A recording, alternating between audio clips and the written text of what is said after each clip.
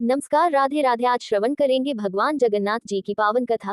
कथा अगर अच्छी लगे तो वीडियो लाइक, शेयर और कमेंट अवश्य करें। चैनल पर पहली बार आए हैं तो चैनल को सब्सक्राइब करें। सुनील जगन्नाथ भगवान जी की व्रत कथा। एक दुर्बल ब्राह्मण थे, उनकी पत्नी और एक पुत्र था। निर्धनता के कारण उनका परिवार भरपेट भोजन भी न पाते थे। मांग जांच कर अपना काम चलाते थे। दिन भर मांगे तो दिया भर पावे, रात भर मांगे तो दिया भर पावे। ब्राह्मणी उपलब्ध आटे से रोटी बनाकर तरे रख दे, खोलन तो तीने रही जाए। वह अपने पुत्र और पुरखा को खिला दे, स्वयं संतोष करके रह जाए। किसी तरह पुत्र का विवाह हुआ, बहू घर आई। उसके आगे भी यही हाल चलता रहा। गरीबी का ये रूप देखकर वह बहुत दुखी हुई। उसने अपनी सास से कहा, काम माँ जगन्नाथन की पूजा, उनकी रोटियां कोचिया घर माँ नहीं होत, उनके नाम की मटकी नहीं भरी जात। उनकी सास ने कहा, बहुरिया घर माँ ना जानी कौन सनीचर का बास है, रोटी बनाओ तो तीने रही जाए, बरकत ही नहीं ना। पूजा कौन करी? बहू ने सुझाव दिया, अम्मा जाओ मान जांच के ही सही जगन्नाथ स्वामी का नाम लेकर उनकी पूजा घर में करो। और पिताजी से कहो जगन्नाथ स्वामी की यात्रा कर आवे। सास ने विधि पूछी। बहू ने कहा, एक सोमवार को उनके नाम की रोटियां कोचिया करे और दूसरे सोमवार को यात्रा पर जाए। सास ने ऐसा ही किया। जंगल से कुसुम का फूल, बर्रे का फूल ले आए। अंबिया और गेहूं जौ की बाली मान कर लाई, किसी तरह उनके नाम की मटकी भरी। उनके पति दुर्बल ब्राह्मण जगन्नाथ स्वामी की यात्रा को तैयार हुए।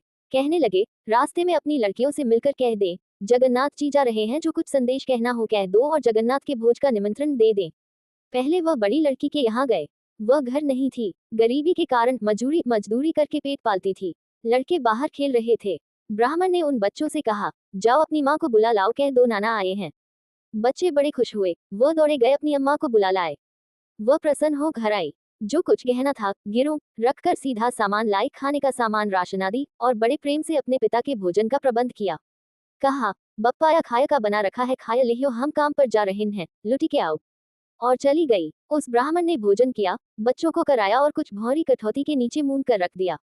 बच्चों से कहा, इन्हें अपनी अम्मा को खिला देना, हम जगन्नाथ यात्रा पर जा रहे हैं, तुम सब भोज में आना। वह अपनी यात्रा पर चले गए। इधर वह लड़की आई। लड़कों ने उससे नाना का समाचार कहा, किंतु लड़की फिर भोजन का आग्रह करने लगे। उसने कठौती खोली तो वह सब भौरियां सोने की हो गई थी। वह बहुत खुश हुई। उनके घर लक्ष्मी आई। ब्राह्मण आगे अपनी छोटी लड़की के यहाँ गए। वहां भी उन्होंने वैसा ही कहा, किंतु छोटी लड़की ने उनका सम्मान नहीं किया और कुवाच्य भी कहे।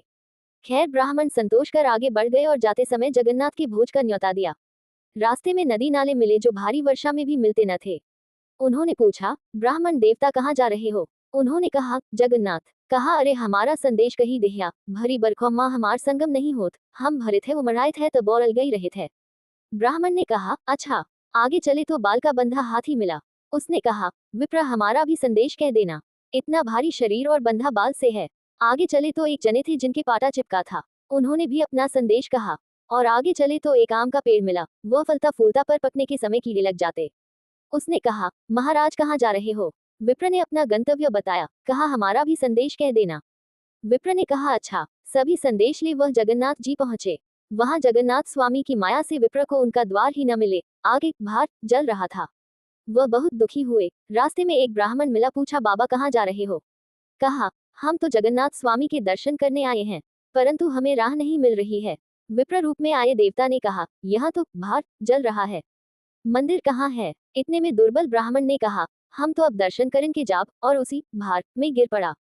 उनको स्वयं जगन्नाथ स्वामी ने आगे बढ़कर उठा लिया।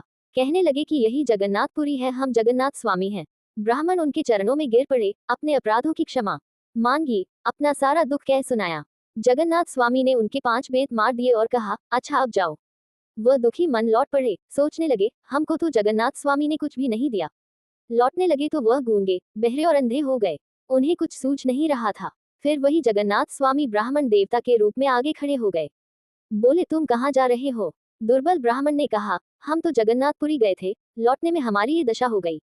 ब्राह्मण के रूप में जगन्नाथ स्वामी ने कहा, तुम कुछ भूल तो नहीं रहे हो? दुर्बल ब्राह्मण ने कहा, अरे हमसे बड़ी भूल हो गई, बहुतों ने हमसे अपने संदेश कहे थे। विप्र देवता ने कहा, चलो फिर उनके संदेश कहो। जगन्नाथ स्वामी की कृपा से उन्हें सब कुछ दिखने लगा। वहां पहुंचकर उन्होंने पहले अपना ही हाल कहा, फिर सभी की दशा और संदेश सुनाया।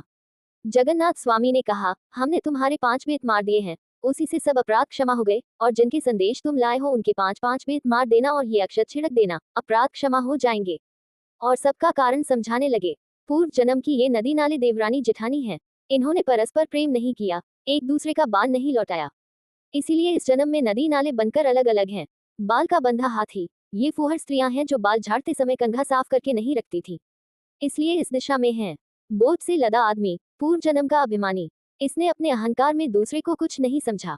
पाटा चिपका आदमी, इसने बड़ों का सम्मान नहीं किया, बड़ों के आने पर बैठा रहता था, इसलिए इनका ये हाल है। आम का पेड़, पूर्व जन्म के ये संपन्न लोग कभी दूसरों को छाया नहीं दिया, अपनी संपत्ति का दान नहीं किया।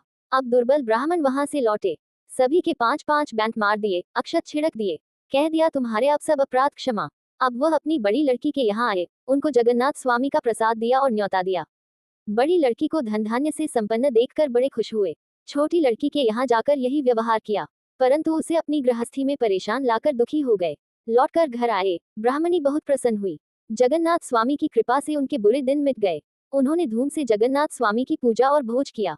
दोनों लड़कियां आईं। बड़ी लड़की के सामने जो कुछ परोसा जाए वह अच्छा अच्छा रहे, छोटी लड़की के पत्तल में सब राख मिट्टी हो जाए।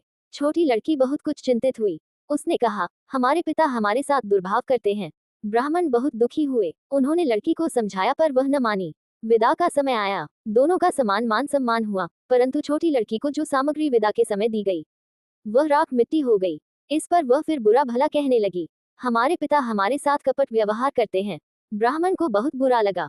वह दुखी हो जगन्नाथ स्वामी से प्रार्थना की, भगवान इनके भी अपराध क्षमा करो। उनके 5 बेत मारे और अक्षत छिड़क दिए।